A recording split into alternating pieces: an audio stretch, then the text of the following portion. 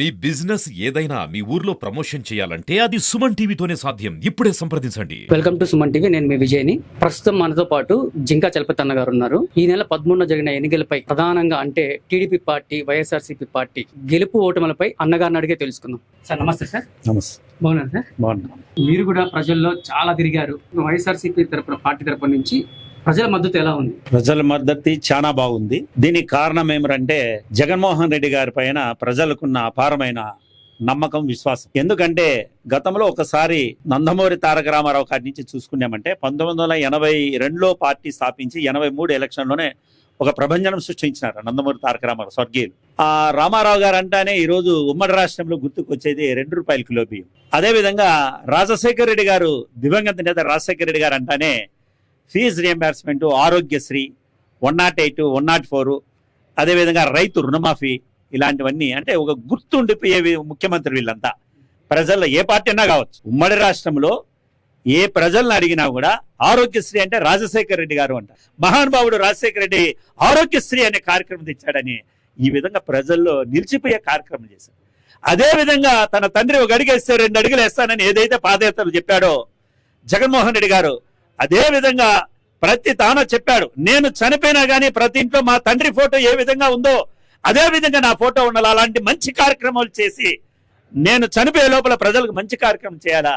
మరణం ఎప్పుడుందో మన చేతుల్లో లేదు, కానీ ప్రజల విశ్వాసంతో మనకు అధికారం కట్టబెట్టినప్పుడు వాళ్ళ విశ్వాసాన్ని కోల్పోకూడదని ఒక మంచి కార్యక్రమములు. అంటే గతంలో పెద్ద పెద్ద వాళ్ళంతా కూడా మంచి పరిజ్ఞానం ఉన్నవాళ్ళు, రాజకీయ పట్టు ఉండేవాళ్ళు, ప్రజాపాలన పైన పట్టున్న వాళ్ళు చేయని పనులు కూడా ఈరోజు జగన్మోహన్ రెడ్డి వాలంటరీ వ్యవస్థను తెచ్చి సచివాలయాన్ని 2000 జనాభా ఉండే తాను సచివాలయాన్ని ప్రజల దగ్గరికి పాలన తెచ్చి 50 ఏళ్ళకి 60 ఏళ్ళకి ఒక వాలంటీర్ పెట్టి ప్రజలకు కావాల్సిన కార్డు కానీ, పెన్షన్ కానీ, ఇల్లు కానీ, అమ్మఒడి కానీ, చేయూత కానీ, చేదోడు కానీ, వాహనమిత్ర కానీ, విద్యాదీవెన కానీ, జేవీడి కానీ, వసతి దీవెన కానీ, కాపురేసం కానీ, లానేసం కానీ, నేత నేసం కానీ, సున్నా వడ్డీ కానీ, ఆసరా కానీ, బర్త్ సర్టిఫికేట్ కానీ, డెత్ సర్టిఫికేట్ కానీ, ఇంటికి ప్లాన్ కానీ, ఇంటికి నెంబర్ కానీ, ఇంటి ముందు రోడ్డు కానీ, కాలువ కానీ, పైప్ లైన్ కానీ, విద్యుత్ దీపాలు కానీ.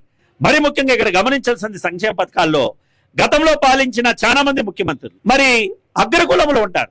ఇప్పుడు బలిజ కులస్తులు కానీ, కమ్మ కులస్తులు కానీ, రెడ్డి సామాజిక వర్గం కానీ, అదేవిధంగా బ్రాహ్మణ సామాజిక వర్గం కానీ, అదే వైశ్య సామాజిక వర్గం కానీ, ఇలాంటి బలిజలకు కానీ, కమ్మలకు కానీ, రెడ్లకు కానీ, బ్రాహ్మణులకు కానీ, వైశ్యులకు కూడా ఈబీసీ నేస్తంని తెచ్చి ఎకనామికల్ బ్యాక్వర్డ్ క్యాస్ట్ అని పెట్టి సంవత్సరానికి వాళ్ళకు కూడా 15,000 ఇచ్చి ఆదుకున్న ఘనత చరిత్ర జగన్మోహన్ రెడ్డి. మేమే రోడ్లు వేసాము, మేము వేసిన రోడ్ల పైన మీరు తిరుగుతున్నారు, మేము వేసిన కరెంట్ మీద మీరు కూర్చొని చదువుకుంటారని అభివృద్ధి చేశారని చెప్తున్నారు కదా. చంద్రబాబు నాయుడు ముఖ్యమంత్రి హోదాలో మేమే రోడ్లు వేసామంటే నిజంగానే ఆయనకు అంత పెద్ద వయసుకు మాట్లాడిన మనిషి కాదు. నేను ఒక చిన్న కౌన్సిలర్. ఈ రాష్ట్రంలో ఇన్ని జిల్లాల్లో ఒక మున్సిపాలిటీలో ఒక వార్డు కౌన్సిలర్. నేను 2 వార్డులు ఉన్నాయి, మా మిస్సెస్ ఒక వార్డు, నేను ఒక వార్డు. నా వార్డులో నేను ఇన్ని రోడ్లు వేసిన, కాలువలు కట్టించానంటే అది ఎంత హాస్యాస్పందనగా ఉంటుంది చెప్పండి. 14 ఫైనాల్స్, 15 ఫైనాల్స్ వస్తాయి, జనరల్ ఫైనాల్స్ వస్తుంది. ప్రజల దగ్గర మనం పన్నులు వసూలు చేస్తాం. ఆ పన్నులతో కూడా మా కరెంటు బిల్లులు కానీ, జీతాలు కానీ పోయినాక మిగిలింది ఎస్ఎఫ్సి అంటారు, స్టేట్ ఫైనాన్స్ కార్పొరేషన్ కానీ, జనరల్ ఫండ్లో కానీ, 14 ఫైనాన్స్ కానీ, 15 ఫైనాన్స్ కానీ సెంట్రల్ నుంచి వచ్చేది. మరి ఆ విధంగా నేను జింకా చలపతి జోబీలో నుంచి కాలువలో రోడ్లు వేసింటే నేను చెప్పుకోవచ్చు. మున్సిపాలిటీలో వచ్చిండే నిధుల్ని ఒకవేళ నాకు ఇబ్బందిగా ఉంది, నాకు స్లమ్ ఉంది, నాకు ఇక్కడ రోడ్డు లేదు, కాలువ లేదని కొట్లాడి ఒకవేళ తెప్పించుకొని వేసిన దాంట్లో నాకు కృషి ఉంటుంది. కానీ చంద్రబాబు నాయుడు నేనే వేయించిన అంటే ఏమైనా హెరిటేజ్ కంపెనీ నుంచి తెచ్చేమైనా వేసారా? 2024లో ఎంత మెజారిటీతో మీరు గెలవబోతున్నారు? మెజార్టీ మేము ఊహించిన మెజార్టీ అయితే వస్తుంది. ఎందుకంటే 2019లో తీసుకున్నట్లయితే 30,000 పైన వచ్చింది. ఈసారి ఎంత రాబోతుంది? తప్పకుండా ఆ మెజార్టీ వస్తుందని మేము ఆశిస్తున్నాం. ఎందుకంటే చేస్తామని ఆశ. ఎందుకంటే ప్రజలు బ్రహ్మరథం పట్టారు. ఏ బూతులో చూడండి, ముఖ్యంగా మహిళలు జగనన్న నమ్మినారు. ఎందుకంటే జగనన్న వాళ్ళకి అంత ప్రత్యేకమైన స్థానం ఇచ్చారు. వాళ్ళకే ప్రతి ఒక్కటి వాళ్ళని నమ్మి వాళ్ళ అకౌంట్లో డైరెక్ట్గా డిబిటీ ద్వారా డైరెక్ట్గా వాళ్ళకి వేశారు. కాబట్టి అంత పెద్ద ఎత్తున వాళ్ళని ఆదరించినాడు, కాబట్టి వాళ్ళని నమ్మినాడు, కాబట్టి వాళ్ళకి మంచి చేసినాడు, కాబట్టి తప్పకుండా పోలింగ్ శాతంలో ఎక్కువ మహిళలు అయినారు. కాబట్టి అవన్నీ వైఎస్ఆర్ కాంగ్రెస్ విజయానికి తోడ్పాటు అవుతాయని, జగనన్నని ఆశీర్వదిస్తారని, ఇక్కడ నిసార్ అన్నని, మిథునన్నని ఆశీర్వదిస్తారని కూడా మీ ద్వారా తెలియజేస్తాం. 2024లో నిసార్ అన్న గారు ఎమ్మెల్యేగా గెలిస్తే మదనపల్లికి మొట్టమొదటిగా అభివృద్ధి దేనిపైన దృష్టి పెడతారు? ప్రత్యేకంగా ఇక్కడ ట్రాఫిక్ సమస్య ఉంది. అండర్ డ్రైనేజ్ తేవాలని కూడా నాకు కూడా ఎన్నో ఏళ్ళ నుంచి నాకు కూడా మున్సిపాలిటీలో ఒక సుదీర్ఘంగా ఒక 4 పర్యాయాల నుంచి ఇది 5వ పర్యాయం కూడా నేను కౌన్సిలర్గా ఉన్నాను. చిన్నపాటి వర్షాలకి అక్కడక్కడ లోతు ప్రాంతాలంతా కూడా మురికి నీళ్లు మరి అదే వర్షపు నీళ్ళు అంతా ఇదవుతున్నాయి. దీన్ని అన్ని కూడా బాగా క్రమబద్ధీకరణ చేసి శాశ్వత తాగునీటి మా ఎంపీ మిథున్ రెడ్డి గారు చెప్తున్నారు 30 ఏళ్ళు కరువు వచ్చినా కూడా తాగునీటికి ఇబ్బంది లేకుండా సాగునీటిని ఆయన సహకారంతో, ఎంపీ గారి సహకారంతో సెంట్రల్ నిధులు కావచ్చు, మరి రాష్ట్ర నిధులు కావచ్చు, మరి నిసార్ అన్న కూడా చదువుకున్న వ్యక్తి, మరీ ముఖ్యంగా 28 ఏళ్ళు ఇంజనీరు విభాగంలో పనిచేసిన వ్యక్తి, కొంచెము పాలన పైన కానీ అభివృద్ధి పైన కానీ పట్టున్న వ్యక్తి, ఎందుకంటే చదువుకున్నాడు కాబట్టి తప్పకుండా ప్రధానంగా ప్రజలకు ఏదైతే ఇంపార్టెంట్ సమస్యలు ఉన్నాయో, అంటే బర్నింగ్ ఇష్యూస్ ఏవైతే ఉన్నాయో దానిపైన ప్రత్యేక శ్రద్ధ పెట్టి అభివృద్ధి చేస్తామని మేము, ఎందుకంటే మున్సిపాలిటీలో కూడా 35 వార్డులకు 33 మంది కౌన్సిలర్స్ మేమే ఉన్నాం. చైర్పర్సన్ కానీ, వైస్ చైర్మన్లు కానీ, కౌన్సిలర్స్ కానీ, మెజార్టీ సర్పంచ్లు కానీ, మెజార్టీ ఎంపీపీలు కానీ, జెడ్పీటీసీలు కానీ, సింగిల్ విండో కానీ, మార్కెట్ యార్డ్ కానీ, మరి ఇవన్నీ కూడా వైఎస్ఆర్ కాంగ్రెస్ పార్టీ నియోజకవర్గంలో అత్యధిక స్థానాల్లో ఉన్నాం. కాబట్టి తిరిగి వైఎస్ఆర్ కాంగ్రెస్ జగనన్న పాలనలో నియోజకవర్గాన్ని అంతా కూడా సస్యశ్యామలంగా మరి డెవలప్ చేసి చూపిస్తాడు మిథునన్న కానీ, నిసార్ అన్న కానీ నేను ఆశాభావం వ్యక్తం చేస్తాను. ఫైనల్గా మదనపల్లి జిల్లాను చేయకపోవడంపై మీ అభిప్రాయం ఏంటి? మదనపల్లిని జిల్లాని ఇప్పుడు ఒక చిన్న ఉదాహరణ చెప్తాను మీకు. నేను ఒక ట్రాన్స్పోర్ట్ని నడుపుతున్నాను. ఇప్పుడు మాకు ఏదన్నా ముఖ్యంగా మాకు ట్రాన్స్పోర్ట్కి ఏదన్నా ఆల్ ఇండియా పర్మిట్ కావాలన్నా లారీలు ఉన్నాయన్నమాట. ట్యాక్స్ కట్టాలన్నా ఇంకోటి కావాలంటే కూడా చిత్తూరుకి ఏం పోనక్కర్లే, ఎందుకంటే టెక్నాలజీ మారింది. ఇక్కడున్న ఆర్టీఓ ఆఫీస్ నుంచే ఇది చేస్తారు.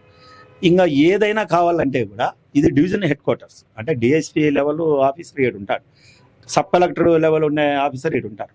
మదనపల్లికి మనము చిత్తూరు జిల్లాగా ఉన్నప్పుడు మనం మన చిత్తూరుతో ఉపయోగం ఉంది? కొంతమంది స్వార్థ రాజకీయ నాయకులు వాళ్ళ ఆస్తులు పెంచుకునేదానికి ఆ స్లోగన్ తీసుకొచ్చారు.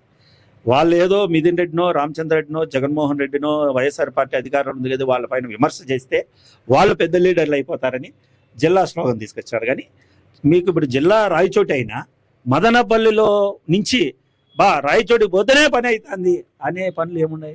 ఎవరన్నా నేను రాజకీయంగానే కాదు, సామాన్యం ఇప్పుడే మీరు పోయి Chittoor Bengaluru RTC bus stand కానీ అక్కడ కానీ అన్న పోయి 10 మందిని కావాలంటే మైక్ పెట్టి అడగండి, మాకేం పని ఉంది జిల్లాతో అంటారు తప్ప, అయ్యో జిల్లా తేలేదప్ప చాలా తప్పు పని ఎవరన్నా అంటారా?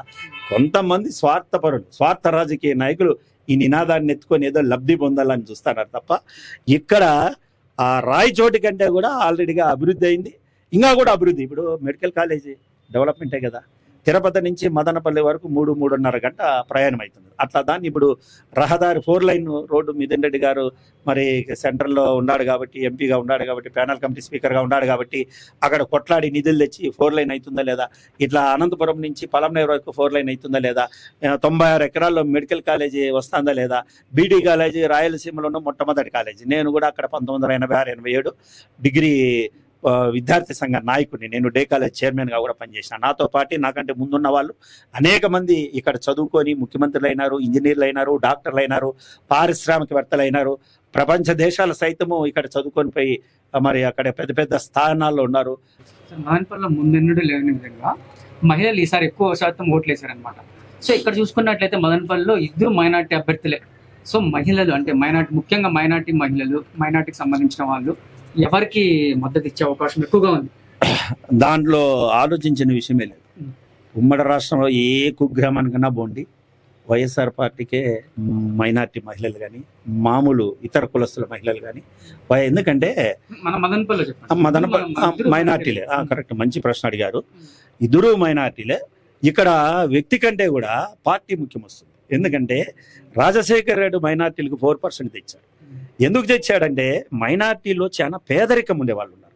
మీరు చూడండి, అలాగా మనం ఒక 2 కిలోమీటర్ టౌన్లో పోతే ఒక 10-15 తోపుడు బండ్లు కనపడతాయి. ఈ తోపుడు బండ్లంతా కూడా మైనార్టీసే ఎక్కువ భాగము కూరగాయలు అమ్ముతారు. రాజశేఖర్ రెడ్డి వాళ్ళకి ఇచ్చిన 4%.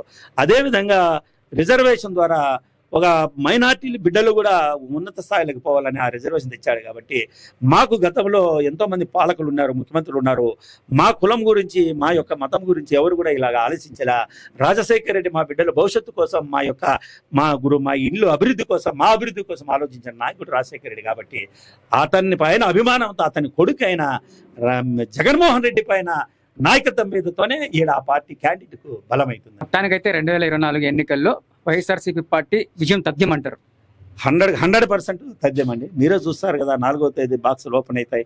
ఆ రోజు మీరే చూస్తారు. మళ్ళా కూడా మీ ముందుకు మేము రావాల్సి వస్తుంది, దేనికైనా కూడా రావాల్సి వస్తుంది.